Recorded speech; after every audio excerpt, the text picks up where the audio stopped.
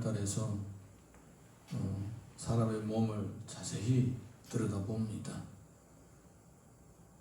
그래서 사람들의 몸에, 대부분의 사람들의 몸에 종양이 있다는 것을 발견하게 됩니다. 한국 같은 경우에는 4명 중에 1명이 몸에 종양이 있고, 그 중에서도 남자는 3명 중에 1명이 종양이 있다고 합니다. 그런데 종양도 양성이 있고 악성이 있습니다. 우리는 흔히 악성을 암이라고 합니다. 이 암이라는 존재는 몸에 불필요한 조직체를 새로 만들어냅니다. 그리고 이 조직체가 몸에 있는 에너지를 강탈합니다. 그리고 또 몸에 있는 건강한 이 조직체를 파괴합니다. 어디에 붙으면 어느 기관을 파괴합니다. 그래서 암이라는 것은 안 생기는 곳이 없을 정도로 수천 가지가 된다고 합니다. 사들게 그냥 붙기만 하면 거기에서 자라면서 에너지를 빼앗아가면서 그 조직체를 파괴합니다. 그래서 나중에는 사람은 이제 죽게 되는 것입니다. 지금까지 암에 대한 의학적인 대처 방법은 조기로 발견하고 조기 치료하는 것 뿐입니다. 치료도 항암 치료, 방사선 치료, 그리고 또 절단, 종양을 절단해내는 거, 이런 것밖에 없는 거예요. 참 아무리 과학이 발달해도 암이라는 얘기를 들으면 벌써 사람들은 심각해지는 것입니다. 그만큼 암이라는 것은 파괴적이고 그만큼 무서운 질병이기도 합니다. 저는 원하옵기는 우리 교회 성도들, 또 우리 교회 성도들의 가정식구들이 종양과 거리가 멀고 다 강건하기를 원합니다. 그런데 육체의 암도 있거니와 사람의 영혼 가운데도 암과 종양 같은 존재가 있습니다. 그것이 바로 죄입니다. 죄는 성도의 영적 생명에는 아무런 필요가 없는 존재입니다. 죄가 성도에게 유익이 된다는 것은 그건 들어볼 수 없는 얘기입니다. 죄는 우리 성도들의 영혼에 아무런 쓸데도 없고, 오히려 그것이 있으면 성도의 영적인 에너지를 강탈해가고, 또한 그 성도의 믿음을 파괴하면서 병들게 만들고, 심지어 어떤 경우에는 망하게 되는 경우들도 보게 되는 것입니다. 그래서 성경은 처음부터 끝까지, 창세부터 요한계시록까지 계속 다루고 있는 중점 문제가 뭐냐, 바로 죄의 문제입니다. 죄는 심각한 겁니다. 그리고 또 시내산에서부터는 하나님께서 문서에다가 적어놨습니다. 죄 중에서도 악질적인 죄가 있다. 이것들은 정말 조심해야 된다. 종양도 양성이 있고 악성이 있는 것처럼 죄도 정말 하나님께서 진노하시고 심판하시고 반드시 그 죄로 인한 대가가 따르는 죄들이 있다. 그래서 명백하게 10가지를 적어놨습니다. 처음부터 끝까지 이런 것들은 절대로 범하면 안 된다. 말 그대로 계명입니다. 계명. 절대로 손대면 안 된다. 행하면 안 된다. 그런 것들이 있습니다. 오늘 본문은 그 중에 일곱 번째인 간음에 대해서 다루고 있는 것을 볼 수가 있습니다. 우리 오늘 본문의 말씀 5장 1절에서 5절 읽어봅니다. 1절에서 5절 시작. 너희 중에 심지어 음행이 있다함을 들으니 그런 음행은 이방인 중에서도 없는 것이라. 누가 그 아버지의 아내를 취하였다 하는도다. 그리하고도 너희가 오히려 교만하여져서 어찌하여 하니 여기지 아니하고 그 일 행하는 자를 너희 중에서 쫓아내지 아니하였느냐. 내가 실로 몸으로 떠나 있으나 영으로는 함께 있어서 거기 있는 것 같이 이런 일을 행한 자를 이미 판단하였노라. 주 예수의 이름으로 너희가 내 영과 함께 모여서 우리 주 예수의 능력으로 이런 자를 사탄에게 내어주었으니 이는 육신은 멸하고 영은 주 예수의 날에 구원을 받게 하려 함이라.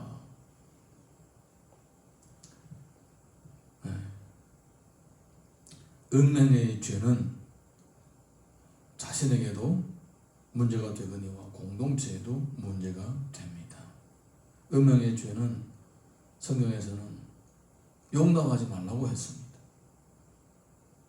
출애굽기 20장 12절 보게 되면 내 부모를 공경하라, 살인하지 말라, 간음하지 말라, 도둑질하지 말라, 내 이웃에게 거짓 증거하지 말라, 내 이웃의 집을 탐내지 말라. 이렇게 사람과 사람의 관계에 있어서 부모 공경, 살인, 그 다음에 간음입니다. 그리고 쭉 이어서 도둑질에 대해서 또 거짓 증거에 대해서 탐심에 대해서 얘기하고 있습니다.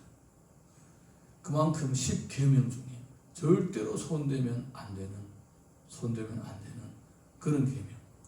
여러분, 계명하고 성경에서 얘기하는 다른 규례와 법도하고는 차이가 있습니다. 예를 돕기 위해서 불교를 예를 들어보겠습니다.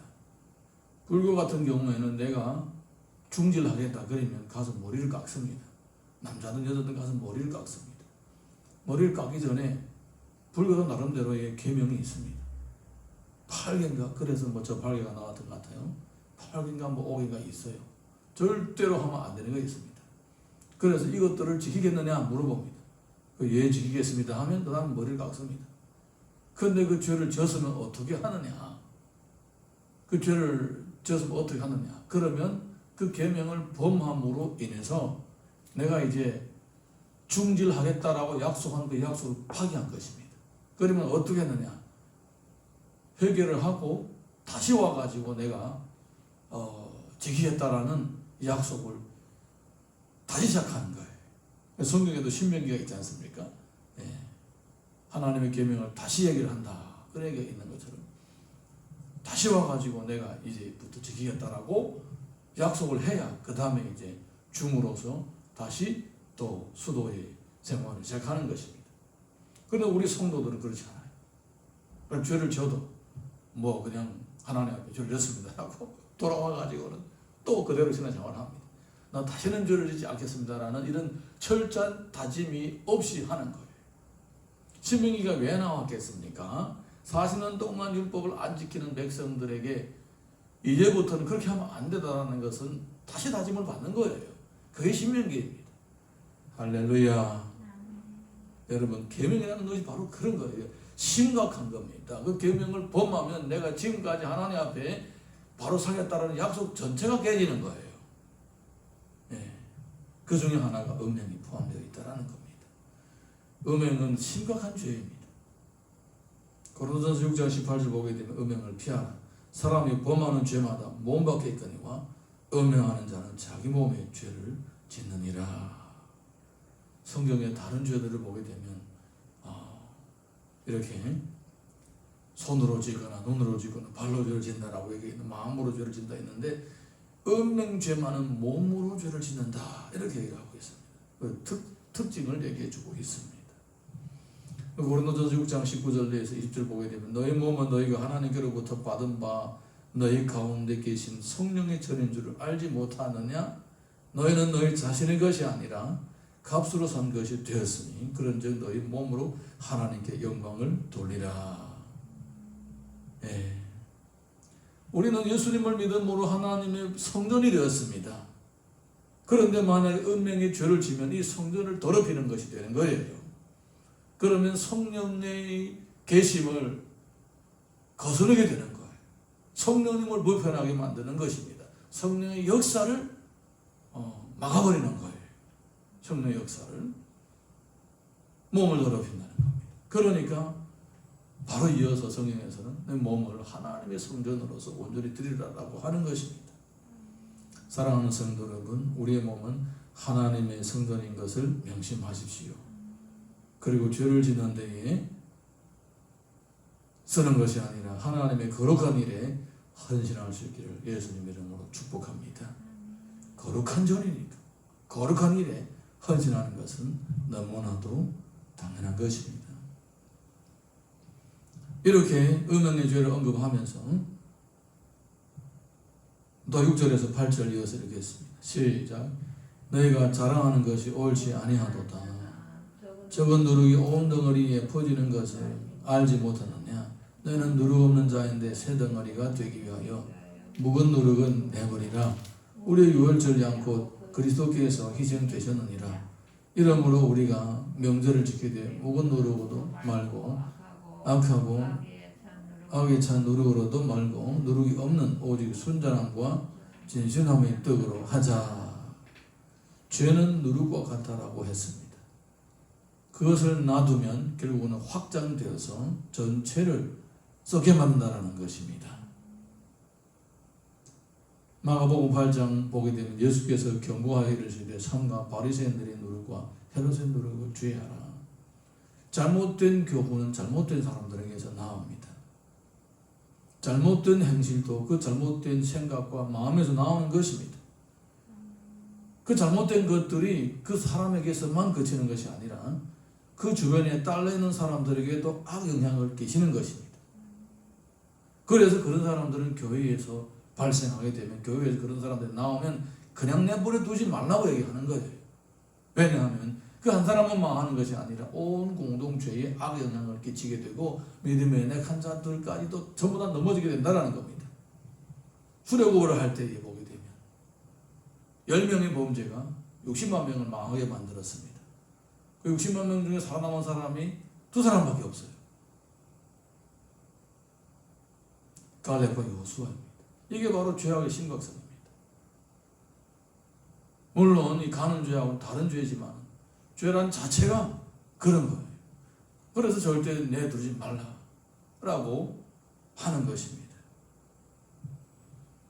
하나님께서는 이렇게 죄악을 공동체 가운데서 제거하라는 의미로서 이런 말씀을 한 적이 있습니다. 출애굽기 12장 15절 보게 되면 너희는 이래 동안 무교병을 먹을지니 그 첫날에는 누룩을 너희 집에서 제하라. 무릇 첫날부터 7째 날까지 유교병을 먹는 자는 이스라엘에서 끊어지리라. 이것은 단순히 음식에 대해서 한 얘기 아닙니다. 음식 가운데 효모를 넣고 먹든지 효모를 안 넣고 먹든지 부불려 먹든지 생걸 먹든지 그거를 먹어서 신앙에 무슨 직접적인 관련이 있다는 말입니까? 신앙과는 직접적인 관련이 없습니다. 그런데 하나님께서는 예수 그리스도께서 죄가 없으시다는 것을 가르치기 위해서 무교병을 먹으라고 유월절 어린 양의 살고기와 더불어 무교병을 먹으라고 하신 것입니다. 할렐루야. 그 다음에 7일 동안 계속 무교병을 먹으라고 합니다. 그건 뭘 의미하는 것입니까? 성도들도 그렇게 깨끗하게 죄 없는 삶을, 구별된 삶을 살아라고 가르치는 것입니다. 실물 교육을 하는 거예요. 떡을 먹든 안 먹든 이게 중요한 것이 아니라 삶이 중요한 것이다라는 것입니다.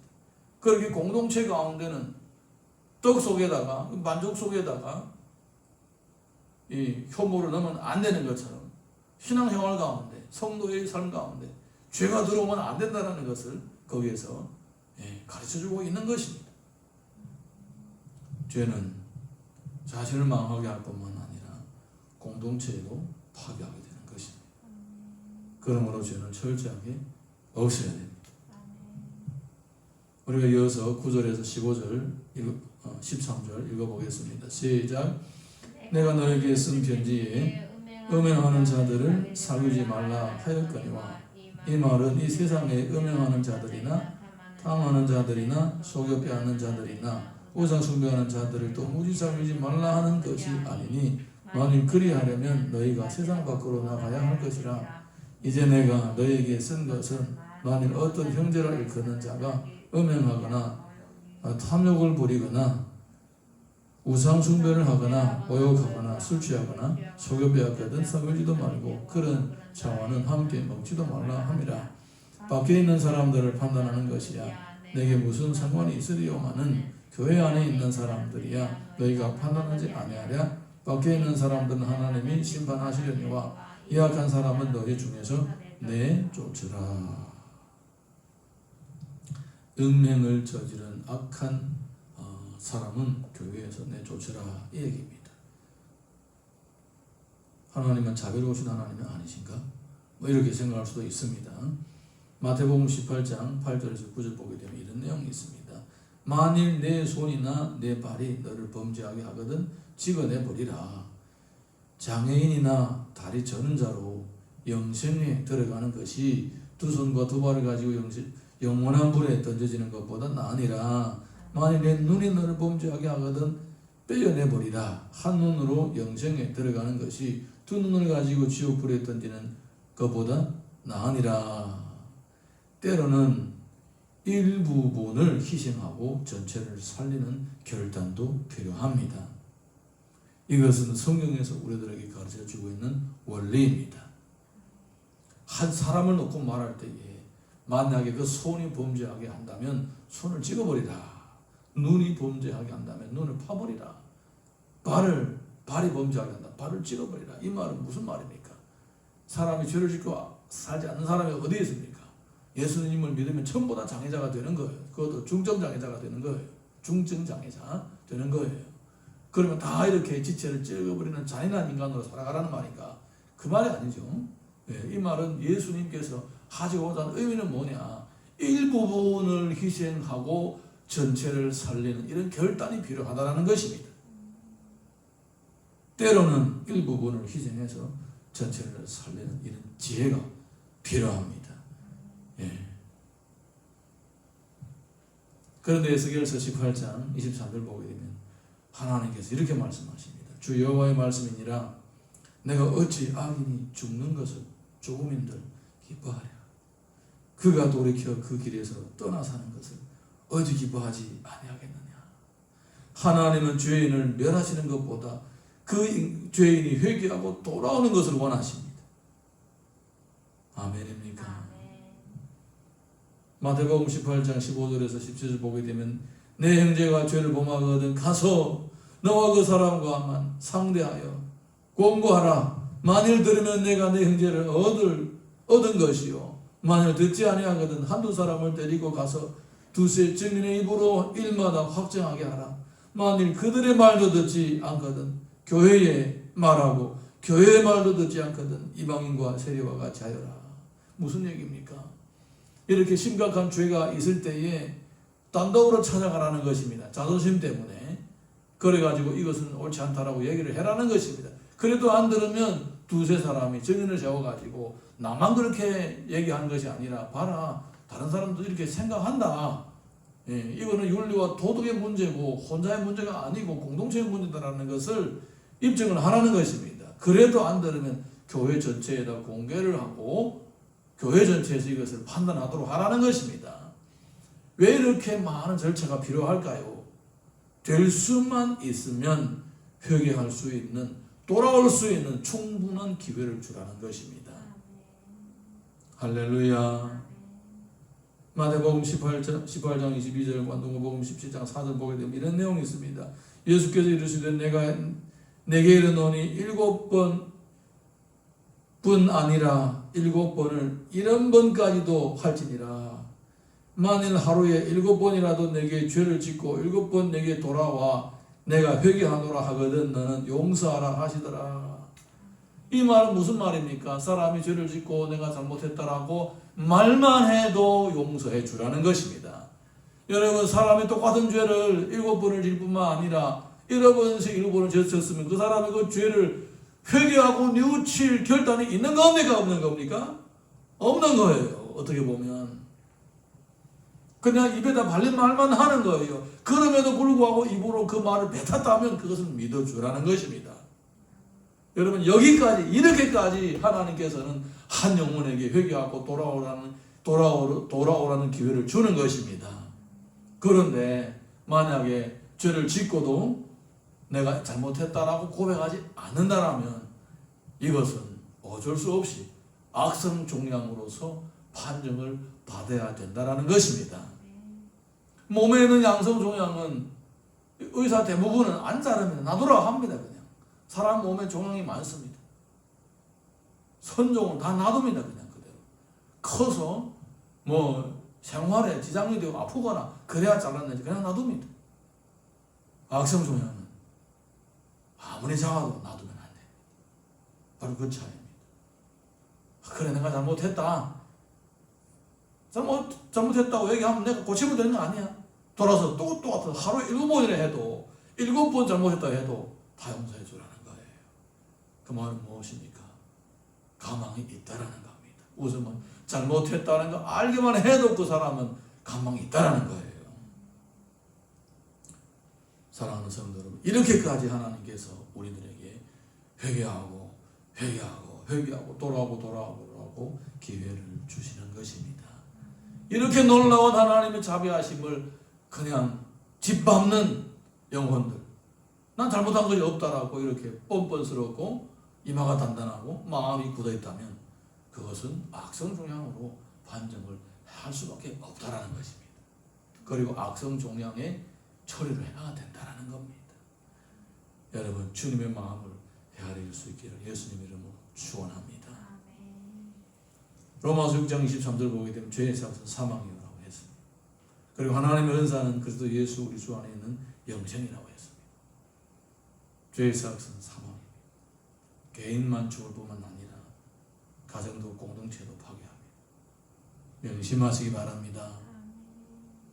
히브리서 12장 4절에서 5절 보게 되면 너희가 죄와 싸우되 아직 피 흘리기까지는 대항하지 아니하고 또 아들들에게 권하는 것 같이 너희에게 권면하신 말씀도 잊었도다. 일렀을 때 내 아들아 주의 징계하신 걸 경히 여기지 말며 그에게 꾸지람을 받을 때에 낙심하지 말라.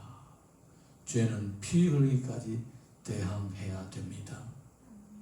그리고 꾸지람과 징계를 받을 때에 낙심하지 말고 오히려 하나님의 사랑의 증거로 받아들여야 합니다. 레위기 19장 2절 보게 되면 너는 이스라엘 자손의 온 회중에게 말라 이르라. 너희는 거룩하라. 이는 나 여호와 너희 하나님이 거룩함이니라. 우리는 하나님의 백성입니다. 하나님의 자녀입니다. 하나님이 거룩하시며 하나님 보내신 독생자 예수 그리스도께서는 죄도 없으십니다. 거룩하십니다. 육신을 가지시면서도 불구하고 죄가 없게 살아가셨습니다. 그러므로 그를 믿는 우리도 당연하게 거룩하게 살아가야 됩니다. 그리고 또 실제로 거룩을 지키지 못하고 죄를 용납할 때에 그 죄로 인해서 그 죄의 파괴력으로 인해서 생명이 무너지게 되고 공동체가 무너지게 되는 것입니다. 그러므로 우리는 자신의 거룩을 피 흘리기까지 지켜나가야 되고 공동체의 거룩도 피 흘리기까지 지켜나가야 됩니다. 오늘도 하나님 말씀을 생각하면서 자신의 거룩을 지키고 공동체의 거룩을 지켜나가리라 다짐하는 귀한 시간들 되시기를 예수님 이름으로 축복합니다. 우리 찬양